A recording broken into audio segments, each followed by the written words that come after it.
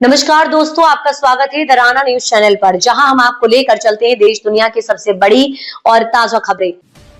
गणतंत्र दिवस का मंच संविधान की गूंज और एक आवाज जो फिर से सरकार से टकराई है। मायावती ने कहा, अब और देरी नहीं, काशीराम को मिलेगी भारत रत्न। यह संविधान सिर्फ किताबों में रह गया, पूरी कहानी अभी।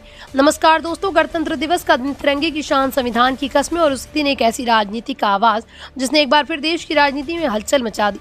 बहुजन समाज पार्टी की सुप्रीमो और उत्तर प्रदेश की पूर्व मुख्यमंत्री मायावती 77वें गणतंत्र दिवस पर मायावती ने केंद्र सरकार से एक बड़ी और सीधी मांग कर दी।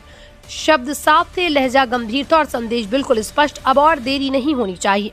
मायावती ने एक बार फिर मान्यवर काशीराम को भारत रत्न देने की मांग दोहराई। उन्होंने कहा, काशीराम सिर्फ एक नेता नहीं थे, वो एक आंदोलन थे, एक विचार थे जिन्होंने करोड़ों बहुजन, गरीब, शोषित और वंचित वर्गों को आत्मसम्मान और स्वाभिमान का एहसास कराया। मायावती ने कहा, काशीराम ने अपना पूरा जीवन संघर्ष में समर्पित कर दिया, बिना किसी निजी स्वार्थ के, बिना किसी समझौते के। गणतंत्र दिवस के मौके पर देशवासियों को शुभकामनाएं देते हुए मायावती ने सिर्फ बधाई तक खुद को सीमित नहीं रखा। उन्होंने संविधान की आत्मा पर सवाल उठाए। उन्होंने कहा, हर साल बड़े से बड़े भाषण होते हैं, बड़े बड़े वादे किए जाते हैं, लेकिन असली सवाल ये कि क्या वास्तव में संविधान की सर्व समाज हितैषी भावना को लागू किया गया है या नहीं। मायावती ने साफ शब्दों में कहा कि राजनीतिक, सामाजिक और आर्थिक लोकतंत्र को मजबूत करने की जिम्मेदारी सिर्फ कागजों पर नहीं हो सकती।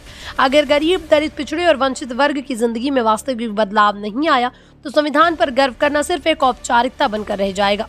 उन्होंने कहा, संविधान पर गर्व तभी सार्थक है जब आम लोगों की जीवन स्तर में वास्तविक और अपेक्षित सुधार दिखे, जब युवाओं को रोजगार मिले, जब किसानों को सम्मान मिले, जब महिलाओं को सुरक्षा और बराबरी मिले और जब बहुजन समाज को उसका हक मिले।